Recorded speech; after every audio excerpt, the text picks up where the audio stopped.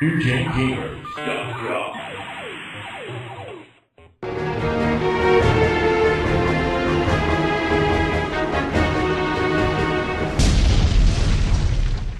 Get me off this train.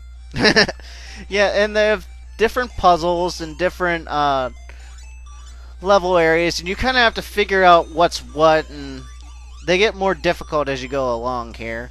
Now, these are the more simpler ones. In design, this is kind of similar to Mario Brothers. Not Super Mario Brothers that we were looking at a little bit ago, but Mario Brothers. The arcade title. The arcade version, where in that game you had to flip the enemies over and then clear them off the stage. Here you shoot the bubbles, but essentially the same kind of design.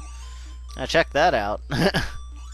This is where the puzzle element starts coming in. Yeah, and this is from Taito, who had by this point gained their fame for having Space Invaders. The most popular game of the, well, one of the most popular games of the Atari 2600 era.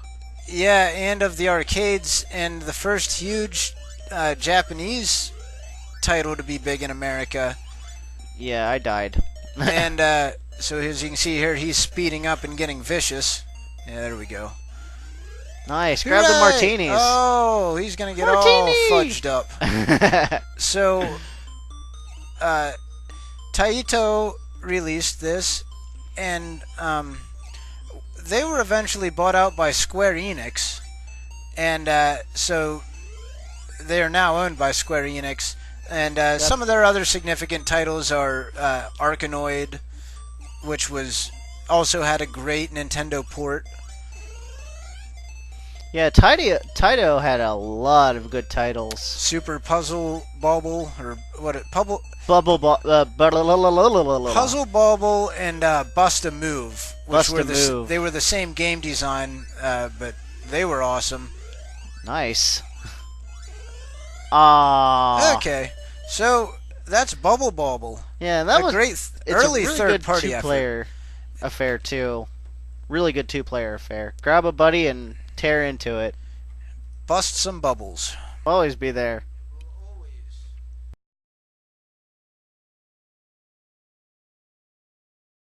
Alright, everybody. Welcome back to Console Wars of the Past here. We're doing the NES era. And now we're playing Ghosts and Goblins. You want to play two-player on this? Oh, yeah, because we're going to die very quickly. Yeah. This is a very challenging game. Challenging? Challenging as in it kicks you in the testicles challenging.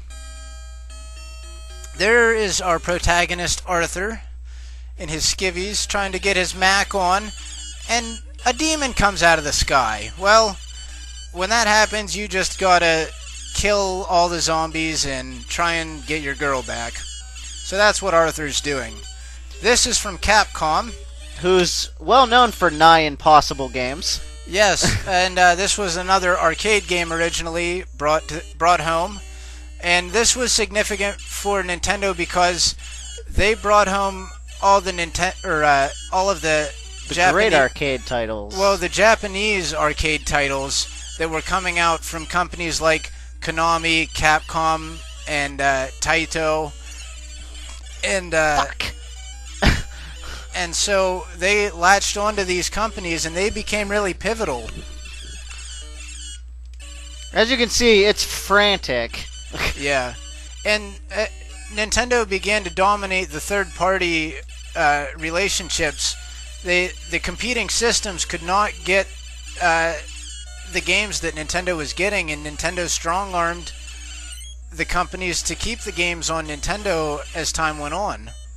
So we've seen over time that the companies Capcom, Konami, Squaresoft, and Namco had a good run there. They're the companies that have really helped win the console war for each company that succeeded with a system. If you don't have those companies' support, you're in trouble. You are in big trouble. And that's more... Good example with that would be the N64. Yeah, they didn't have support from any of them, and that killed them. And Sony did, and they took over the industry. Oh, with games from those companies, those RPGs, the Resident Evils, you know, all that stuff that came out. And so during this time, Nintendo owned those relationships. Oh man, I walked right into that. Not to mention a huge PlayStation title, Tekken.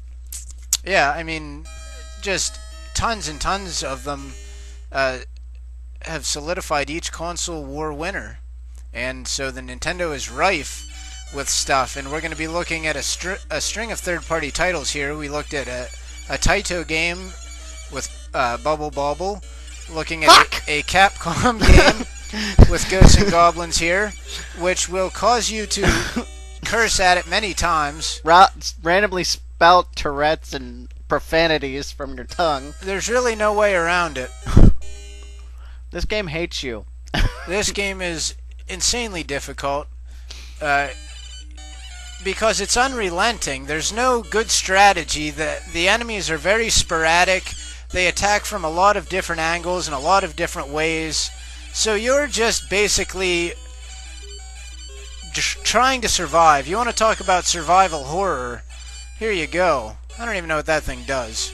Yeah, I always thought it brought back your armor, no, but it never does. Yeah, you don't get your armor back. This game is ignorant and unrelenting. Was that in Super Ghosts and Goblins, or Super Ghouls and Ghosts, that you get the armor back sometime? It must be, because this game, there is no such thing. You have two chances. You get hit twice, you're dead. So we're almost through an entire game of Ghosts and Goblins. And we haven't even made the first part.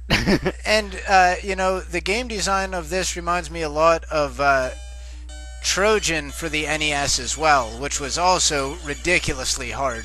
I remember playing that and just could not get to the end of it.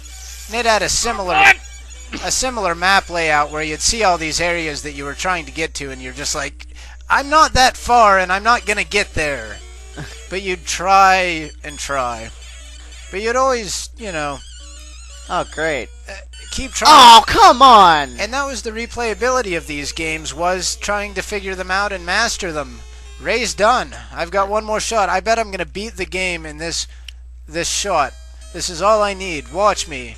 I'm going to cover my headset now. I need to get something out. Yeah, Ray's head is about to... Motherfucking son of a bitch! I don't know if the public heard that or not. Ray just punched me. For no reason. I just have fuel. He has Ghosts and Goblins in his veins now. This game is evil. You want to talk about games causing violence?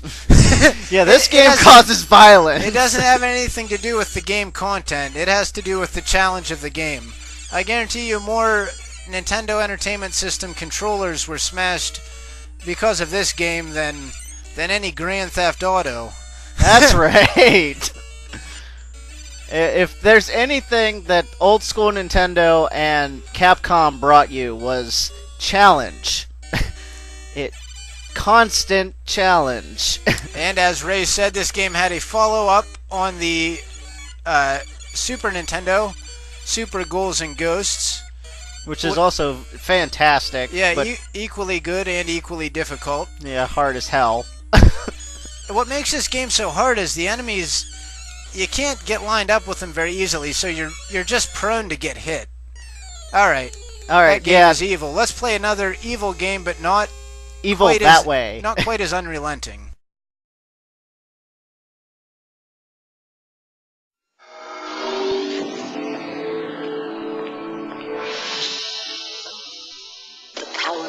For your NES, now you and the games are one.